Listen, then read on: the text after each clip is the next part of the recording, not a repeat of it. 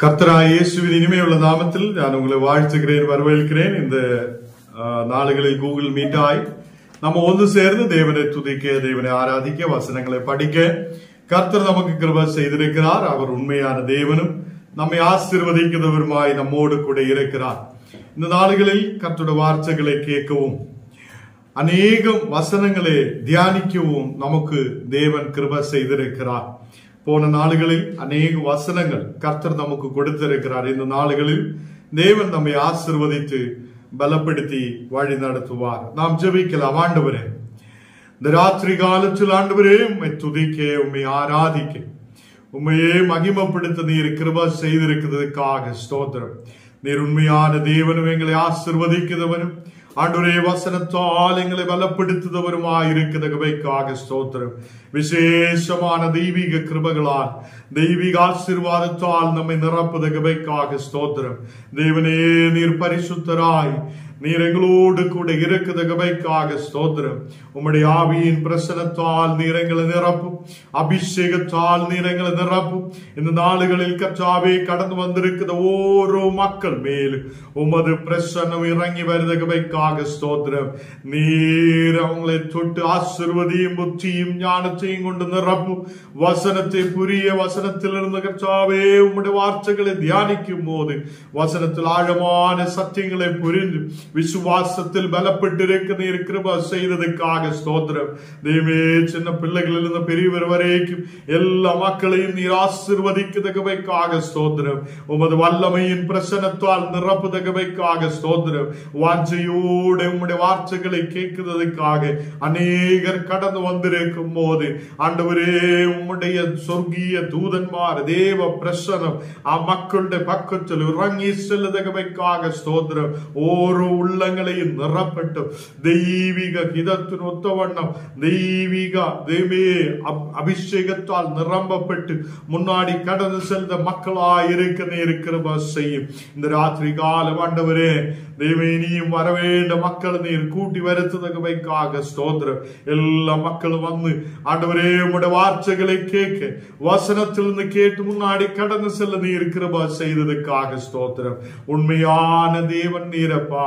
அநேக தேவைகளோட ஜெபிக்கிற மக்கள் உண்டு, அநேக பிரச்சனைகளோட ஆயிருக்கிற மக்கள் உண்டு, கட பிரச்சனையோட ஆயிருக்கிற மக்கள் உண்டு. அவங்களுக்கு ஒரு விடுதலை நீர் அனுப்புவதற்காக ஸ்தோத்திரம். விசேஷமான நன்மைகளால் நிரப்பட்டும், பரலோகத்திலே ஆசீர்வாதங்களை கொண்டு நிரப்பட்டும், இந்த உலகத்தில் ஆயிருக்கும் போது சமாதானத்தை கொண்டு நிரப்பட்டும். ஆண்டவரே வசனத்தால் ஓரோ மக்களும் ஆண்டவரே உயிர் உள்ளவராய் மாற்றப்பட நீர் கிருபை செய்யும். உணங்கின எலும்புகளின் மேல் நீர் உயிரை கொடுத்தவனான தேவன். இந்த நாளுகளில் உணங்கி இருக்கிற சூழ்நிலைகளை மாற்றி பலப்பட்டு ஆண்டவரே அபிஷேகத்தால் நிரம்பி தெய்வீக பிள்ளைகளாயிருக்க நீர் கிருபை செய்யும். இன்னைக்கு நாங்கள் வசனத்தை தியானிப்பதற்காக கடந்து செல்லுகிறேன். உம்முடைய பிரசன்னம் கூட இருக்கட்டும். இயேசுவின் நாமத்தில் தரவிதாவே, ஆமேன். கர்த்தராகிய இயேசுவின் இனிமையுள்ள நாமத்தில் நான் உங்களை வாழ்த்துகிறேன். இன்னைக்கு 1 கொரிந்தியர் 1ஆம் அதிகாரம் അതിന്റെ 15ஆമത്തെ வசனம். உங்களில் வேறொருவனுக்கும் ஞானஸ்நானம் கொடுக்கவில்லை, இதற்காகவே தேவனை ஸ்தோத்தரிக்கிறேன். நாங்கள் 2 பேருடைய பேர்கள் தான் அங்கே எடுத்து சொல்லப்படுகிறார். கிறிஸ்போசினையும் அதே காயோசினையும் அல்லாமல் வேற யாருக்கும் அந்த கொரிந்திய சபைக்குள்ள ஞான ஸ்நானத்தை நான் கொடுத்ததில்லை என்று அப்போஸ்தலனாகிய பவுல் சொல்லுகிறார். அவர் யோசித்து நான் யாருக்கெல்லாம் ஞான ஸ்நானம் கொடுத்திருக்கிறார் என்று அங்கு யோசித்து சொல்லப்படுகிறார். கர்த்தருடைய பிள்ளைகளே, இந்த நாளுகளில் அவர் சொல்லப்படுத்த சில விஷயங்கள் இங்கே நம்ம வாசிச்சு பார்க்கலாம். ஞானஸ்நானம் என்ன எப்படி கொடுத்திருக்கிறார், ஞானஸ்நானம் கொடுக்கணுமா, அதை எப்படி இருக்கணும் என்று சொல்லி அங்கே அவர் வசனத்தை எடுத்து சொல்லப்படுகிறார். அப்ப கொரிந்திய சபைக்கிட்ட காயோசினையும் கிறிஸ்போசினையும் அல்லாமல் வேற யாருக்கும் ஞானஸ்நானம் கொடுத்ததாக எனக்கு அங்கே ஞாபகம் இல்லை. அங்கே ஞான என்னாலும் 2 பேருக்கு தான் கொடுத்திருக்கிறார், வேற யாருக்கும் கொடுத்ததில்லை என்று சொல்லி அவர் வேதத்தில் சொல்லப்படுகிறார். கர்த்தர் பிள்ளைகளே, நாம் முன்னாடியே கேட்டிருக்கிறார், சில பேர் அங்கே பிரிவினைகள் உருவாக்கி இருக்கிறார். சபைக்குள்ள 4 தரத்தில் உள்ள பிரிவினைகள் வந்திருக்கிறார். ஒன்னு, அவங்கள் பவுலோசுடைய பக்கத்தில் இருக்கிறவங்களும் பவுலோசுடைய கூட்டத்தில் உள்ளவங்கள் என்றும், சிலர் அப்பல்லோவுடைய பக்கத்தில் இருக்கிறவங்கள் என்றும், சிலர் இயேசுவோடு கூட இருக்கிறவங்கள் என்றும், அங்கே 4 விதமான ஒரு பிரிவினை அங்கே உருவாகப்படுகிறார். கர்த்தருடைய பிள்ளைகளே, இந்த நாடுகளில் நம்முடைய சபைகளிலும் அநேகம் அதை நாம் இந்தியாவுக்குள்ள, நாம் தமிழ்நாடுக்குள்ள எல்லா இடத்திலும் எடுத்து பார்த்தால் அநேகர் பிரிவினைக்குள்ள இருக்கிறார். அப்போ இங்கே கொரிந்திய சபை கிட்ட பவுலோஸ் சொல்லுகிறார், நீங்க இந்த நாடுகளில் எதுக்காக பிரிவினையோட இருக்கிறார்? நம்ம சபைகளுக்குள்ளே பிரிவினைகள் இருக்கக்கூடாது. நாம் யாருடைய பக்கத்தில் இருக்கணும்? ஏதோ ஒரு ஊழியக்காரன் பின்னாலேயே ஓடுதவங்களாய் அல்ல, ஏதோ ஒரு பவுலோசுட கூட இருக்கிறவனும் அப்பல்லோட கூட இருக்கிறவனும் சொல்லி 2ஆ பிரிஞ்சு இருக்கிறதுக்காக அல்ல. நாம் ஒன்றாய் இணைந்து ஐக்கியப்பட்டு கர்த்தரை ஆராதிக்கிற பிள்ளைகளாய் இருக்க வேண்டும் என்று நாம் 14ஆம் வசனத்தில் வாசிச்சு கேட்டிருக்கிறார். அப்போதான் அங்கே அப்போஸ்தலனாகிய பவுல் சொல்லுகிறார், நான் கிறிஸ்போசினும் காயோசினும் அல்லாமல் வேற யாருக்கும் நான் ஞானஸ்நானம் கொடுத்ததில்லை, அதனாலே நான் கர்த்தரை ஸ்தோத்திரிக்கிறேன் என்று சொல்லிய இங்கே பவுலோஸ் அப்போஸ்தலனாகிய பவுல் அங்கே நிறைய பேருக்கு ஓடி நடந்து ஞானஸ்நானம் கொடுக்க விரும்பியதில்லை. அந்த கொரிந்திய சபைக்குள்ள நிறைய பேரை பிடிச்சு அப்படியே வாருங்க நாங்க ஞானஸ்நானம் கொடுக்கலாம் சொல்லி ஓடியது இல்லை. 16ஆம் வசனம் வாசிக்கலாம். தேவனுடைய வீட்டாருக்கும் நான் இதுவும் அல்லாமல் இன்னும் யாருக்காவதும் நான் ஞானஸ்நானம் கொடுத்தேனோ இல்லையோ அறியேன். இங்கே சொல்லப்படுகிறார், ஸ்தேபானோசுடைய வீட்டார்களுக்கும் ஸ்தேபானோசுடைய குடும்பத்தில் உள்ளவங்களுக்கும் ஞானஸ்நானம் கொடுத்திருக்கிறார். ஸ்தேபானோசுடைய குடும்பத்துக்குள்ளே உள்ள மக்களுக்கும் ஞானஸ்நானம் கொடுத்திருக்கிறார். அதல்லாமல் வேறு யாராவதுக்கும் ஞானஸ்நானம் கொடுத்திருக்கிறோ என்று அவங்க நினைவு கூறுகிறார். அங்கே நினைவு கூறுகிறார். கர்த்தருடைய பிள்ளைகளே, இந்த நாளுகளில் இங்கே முழுசாக ஞானஸ்நானம் யாருக்கெல்லாம் கொடுத்திருக்கிறார் என்றுள்ள வார்த்தை தான் அப்போஸ்தலனாகிய பவுல் இங்கே எடுத்து சொல்லப்படுகிறார். எத்தனை பேருக்கு புரியுது? இந்த நாளுகளில் இந்த இடத்தில் முழுசாகியும் அவர் கொடுக்கப்பட்ட கொரிந்திய சபைக்குள்ள கொரிந்தியர் மக்களுக்காக கொடுக்கப்பட்ட ஞானஸ்நானத்தை குறித்து நினைத்து பார்க்கிறார். யாருக்கெல்லாம் கொடுத்திருக்கிறார். அப்போ இங்கே 3-4 விஷயங்கள் பார்க்கிறார். நாளைக்கு நாம் இந்த கிறிஸ்போஸ் யாரென்னும் காயோஸ் யாரென்னும் ஸ்தேபானோஸ் யாரென்னும் தான் நாளைக்கு படிக்க போகிறார். இதே விஷயத்தில் நின்று இதே வசனத்தில் நின்று நாளைக்கு இந்த விஷயங்களை எடுத்து நாம் படிக்கும். கொஞ்சம் கூட ஆழமாய் படிக்கப்படும். கர்த்தருடைய பிள்ளைகளை, இங்கே ஸ்தேபானோசுடைய பவனக்காருக்கும் ஞானஸ்நானம் கொடுத்திருக்கிறார். அதல்லாமல் வேற ஒன்றும் எனக்கு ஞாபகத்தில் வருவது இல்லை என்று சொல்லி அவங்க சொல்லப்படுகிறார். எதுக்காக இந்த வார்த்தை இங்கு எடுத்து சொல்லப்படுகிறார்? எதுக்காக பவுலோஸ் இந்த இடத்தில் இந்த வார்த்தைகளை எடுத்து சொல்லப்படுகிறார் என்றால், அவர் முன்னாடியே சொல்லப்பட்டிருக்கிறார், ஞானஸ்நானம் ஒரு வட்டிதான்.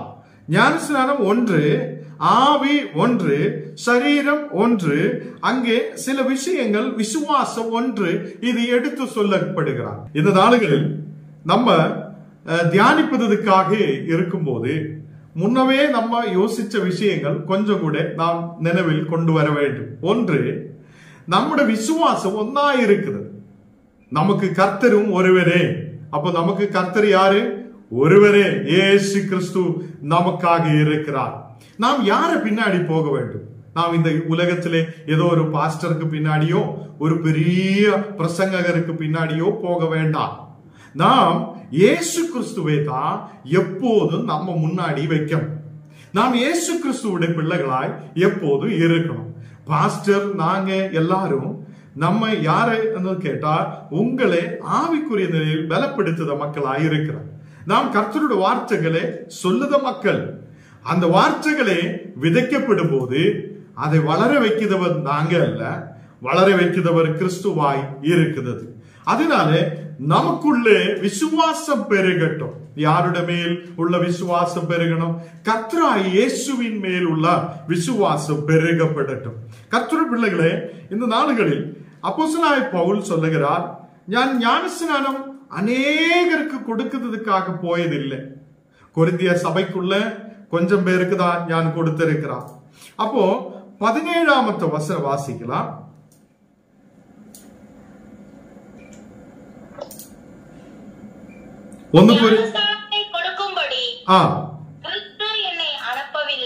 ஞானஸ்நானம் கொடுக்கும்படி கிறிஸ்து என்னை அனுப்பவில்லை என்று யார் சொல்லுகிறார்? அப்போஸ்தலனாகிய பவுல் சொல்லுகிறார். அவ்வளோ நிரூபங்கள் எழுதியிருக்கிறார், அவ்வளோ வசனங்கள் அவரால் எழுதியிருக்கிறார். இந்த வேதத்தில் அவர் சொல்லப்படுகிறார், ஞான் எதுக்காக இந்த உலகத்தில் என்னை அனுப்பி இருக்கிறார் என்று அங்கே சொல்லப்படுகிறார். ஞான் போய் அநேகரை பிடிச்சு ஞானஸ்நானம் கொடுக்கணும் சொல்லி ஓடுறதுக்காக அல்ல, கிறிஸ்து என்னை அழைத்திருக்கிறார். இங்கே சொல்லுகிறார், என்னை சுவிசேஷம் அறிவிக்கிறதுக்காக என்னை அனுப்பி இருக்கிறார். எத்தனை பேருக்கு புரியுது? அது அப்போஸ்தலனாகிய பவுல் சுவிசேஷம் அறிவிக்கிறதுக்காக அனுப்பி இருக்கிறார். இந்த நாடுகளில் சுவிசேஷம் பிரசங்கிக்கிற மக்கள் கம்மியா இருக்குதான். அநேகர் வாயை துறக்குறது இல்லை, அநேகர் தேவனுடைய வார்த்தைகளை அறிவிக்கிறது இல்லை. கிராமங்கள், பட்டணங்கள், தேசங்கள் எல்லா இடத்திலும் சுவிசேஷத்துக்காக வாஞ்சையோடு இருக்கிற அநேக மக்கள் உண்டு. நாம் வாய் துறக்காததினாலே சுவிசேஷம் அந்த இடங்களில் கடந்து செல்லுறது இல்லை. கர்த்தருடைய பிள்ளைகளே, அப்போஸ்தலனாகிய பவுல் சொல்லுகிறார், நான் ஏதோ ஞானஸ்நானம் கொடுத்து ஏதோ ஒரு சபையை வச்சுட்டு இருக்கிறதுக்காக அல்ல தேவன் என்னை அழைத்திருக்கிறார். இந்த கொரிந்திய சபைக்காக மட்டுமல்ல, இந்த கொரிந்திய சபையை ஞானஸ்நானம் கொடுத்து உட்கார வைக்கிறதுக்காக அல்ல என்னை இங்கே அனுப்பி இருக்கிறார். என்னை அனுப்பி இருக்கிறது சுவிசேஷம் அறிவிப்பதற்காக. சுவிசேஷம் என்னால் என்னதா இருக்குது? சுவிசேஷம் என்னால் என்ன? இயேசு கிறிஸ்து எனக்காக இந்த உலகத்தில் வந்திருக்கிறார். இயேசு கிறிஸ்து எனக்காக இந்த உலகத்தில் வந்திருக்கிறார். இயேசு கிறிஸ்து எனக்காக மரித்திருக்கிறார். அவர் அடக்கம் பண்ணப்பட்டிருக்கிறார். அவர் உயிர் தெழும்பி இன்னைக்கும் ஜீவிக்கிறார். ஜீவிக்கிற கிறிஸ்துவுடைய ஒரு சாட்சியாய் நிற்கிறதே ஒரு பெரிய சுவிசேஷமாய் இருக்கிறது. அல்லேலூயா. அது சுவிசேஷம் என்பது அநேகருக்கு மாற்றத்தை கொடுக்கிறதா இருக்கிறார், அநேகருடைய மனதை திருப்புவதா இருக்கிறார். அதுக்காக என்னையும் உங்களையும் ஆயத்தப்படுத்தட்டும். அதை நாம் கடந்து சென்ற இடங்களில் எல்லாம் சுவிசேஷம் பிரசங்கிக்கப்படட்டும், சுவிசேஷம் பிரசங்கிக்கப்படட்டும். இயேசு எனக்காக இந்த உலக வந்திருக்கிறார். அவர் கல்வாரி சிலுவையின் மேல் அவர் எனக்காக ஆணிகளால் அறையப்பட்டிருக்கிறார். அவர் எனக்காக பாடுகளை ஏற்றெடுத்திருக்கிறார். உன்னுடைய பாவத்துக்காக, உலகத்துடைய பாவத்துக்காக அவர் ஒரு ஆட்டுக்குட்டியை போல நமக்காக அடிக்கப்பட்டிருக்கிறார், நமக்காக பலியாக்கப்பட்டிருக்கிறார். இதுதான் உண்மையான சுவிசேஷம். அல்லேலூயா. இந்த நாளுகளில் கர்த்தருடைய பிள்ளைகளே, அப்போஸ்தலனாகிய பவுல் சொல்லுகிறார், நான் ஞானஸ்நானம் கொடுக்கிறதுக்காக அல்ல இந்த உலகத்தில் வந்திருக்கிறார். நான் இங்கே கொரிந்திய சபைக்குள்ள வந்திருக்கிறது ஏதோ ஞானஸ்நானம் கொடுக்கிறதுக்காக அல்ல, நான் சுவிசேஷத்தை அறிவிப்பதற்காகவும் கிறிஸ்து என்னை அழைத்திருக்கிறார், கிறிஸ்து என்னை தெரிந்தெடுத்திருக்கிறார். இன்னைக்கு என்ன கேட்கிற கர்த்தருடைய பிள்ளைகளே, உங்களை கிறிஸ்து அதை உங்களை அழைத்திருக்கிறார். உங்களுக்கு ஒரு அழைப்பு இருக்கிறார் என்று நேற்று தினங்களில் நாம கேட்டிருக்கிறார். எபேசியரில் நாம் வாசிச்சிருக்கிறார். அதை உங்களுக்கு ஒரு அழைப்பு இருக்கிறார். கிறிஸ்து உங்களை அழைத்திருக்கிறார். எதுக்காக அழைத்திருக்கிறார்? அவருடைய சுவிசேஷத்தை அநேகரோடு சொல்லுவதற்காக கிறிஸ்து நம்மை அழைத்திருக்கிறார். கர்த்தருடைய பிள்ளைகளை இங்கே நாம் வாசிக்கும் போது நமக்கு வேதத்தில் பார்க்க முடியும், கிறிஸ்து அந்த வசனம் வாசிக்கலாம். 17:1 வாசிக்கலாம் சிஸ்டர்.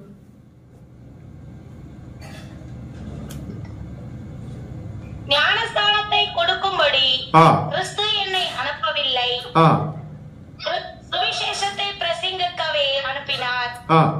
கிறிஸ்துவின் சிலுவை வீணாய் போகாதபடி சிலுவை வீணாய் போகாத ததுரியா ஞானம் இல்லாமல் பிரசங்கிக்கவே அனுப்பினார்.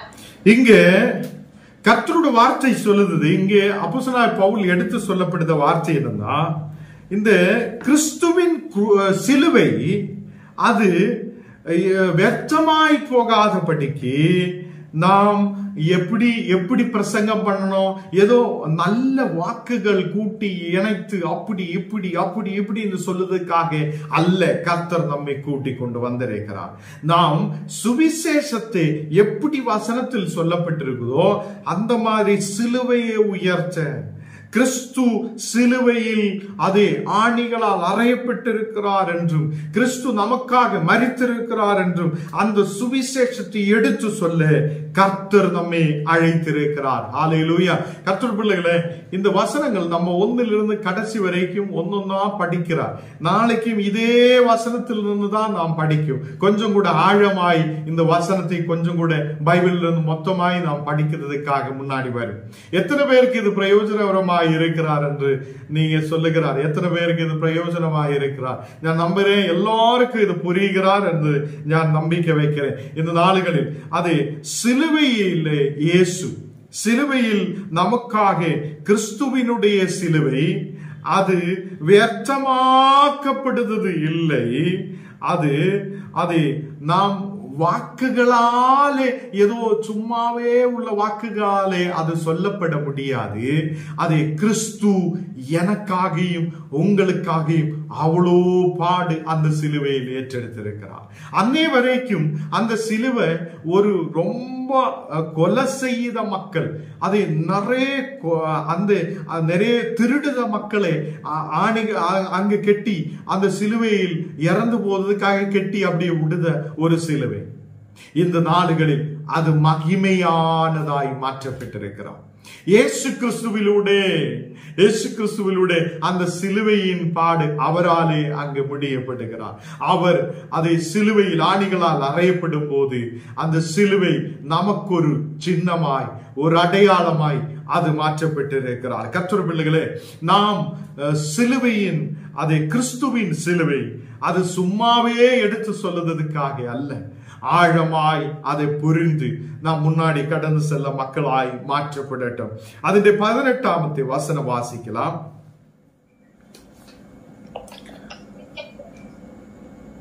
சிலுவையை பற்றி உபதேசம் கொடுத்து பேசுகிறவர்களுக்கு பைத்தியமாய் இருக்கிறார்.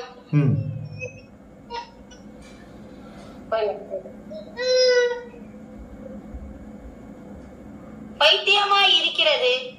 ரட்சிக்கப்படுகிற நமக்கே அது தேவ பலனாய் இருக்கிறது.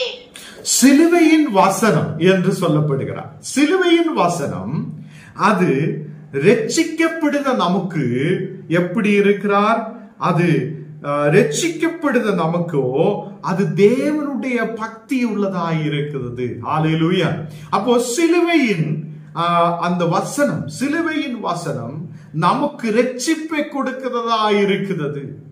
சிலுவையின் வசனம் எனக்கும் உங்களுக்கும் ரட்சிப்பை கொடுக்கிறதா இருக்கிறது. சிலுவையினாலே எனக்கும் உங்களுக்கும் ஒரு ஜீவனை கொடுத்த இயேசு அங்கே தொங்கப்பட்டிருக்கிறார். அவர் அநேகம் பாடுகளை ஏற்றெடுத்திருக்கிறார். அந்த வசனம் நம்மை ஜீவன் உள்ளதாய் மாற்றும், நமக்கு ரட்சிப்பை கொடுக்கும். இன்னைக்கு கேட்கிற ஓரோ மக்கள் விசுவாசத்தில் பெருகி வரட்டும். நம்ம சொல்லட்டும், இங்க வசனம் சொல்லுது, சிலுவையின் வசனம் நாசமாய் போகுதவங்களுக்கு அது பைத்தியமாய் இருக்குது. சில பேர் சொல்லும், இந்த சிலுவை எதுக்குடா இப்படி, எதுக்குடா அப்படி, எதுக்கு அப்படி கொண்டு போனோம், எதுக்கு உயர்த்தணும் என்னெல்லாம் கேட்டதா அவங்களுக்கு பைத்தியமாய் இருக்குது. சில பேருக்கு பைத்தியமாய் இருக்கும்.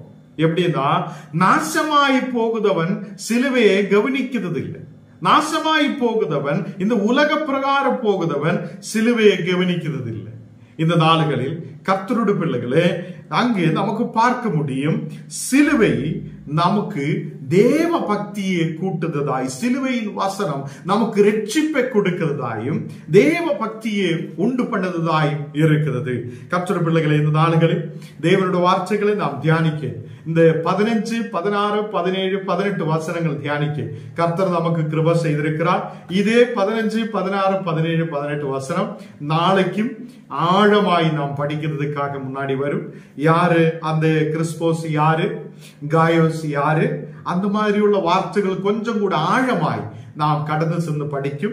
அதே மாதிரி எதுக்காக சிலுவையின் வசனத்தை குறித்து அது 2 தரத்தில் சொல்லுகிற. ஒன்று, சிலுவையின் வசனம் நாசமாய் போகுதவங்களுக்கு பைத்தியம் என்றும், அதை ரட்சிக்கப்படுதவங்களுக்கு அது தேவ பக்தி என்றும் எதுக்காக சொல்லப்பட்டிருக்கிறார் என்பதை குறித்து நாளைக்கு நாம் ஆழமாய் படிக்க போகிறார். எல்லாரும் கடந்து வரும் என்று நான் விசுவசிக்கிறேன். நமக்கு எல்லாருக்கும் ஒன்று சேர்ந்து ஜெபிக்கலாம். கர்த்தர் நம்மோடு கூட இருக்கிறார். தேவனே, இந்த ராத்திரி காலத்தில் ஆண்டவரே, உம்முடைய பிரசன்னத்தால் நீர் எங்களை நிரப்பும். ஒரு தெய்வீக அபிஷேகம் எல்லாரும் கேட்கட்டும். ஆண்டவரே, எங்களை ஒரு அபிஷேகத்தால் நிரப்பும், ஒரு தெய்வீக வல்லமையால் நிரப்பும். இப்போ கர்த்தருடைய வல்லமை நீங்க இருக்கிற இடத்தில் இறங்கி வருகிறார். உங்களுடைய மேல் அபிஷேகத்தை ஊற்றுகிறார். அனலூற்றும் வல்லமை, தெய்வீக சக்தி இப்போ நீங்க இருக்கிற இடங்களில் இறங்கப்படுகிறார்.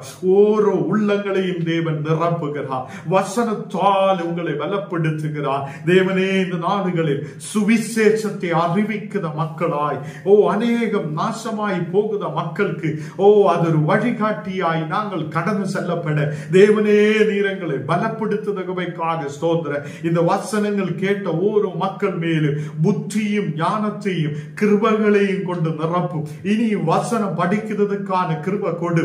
இப்போ ஒரு வல்லமையால் உங்களை நிரப்புகிறார்.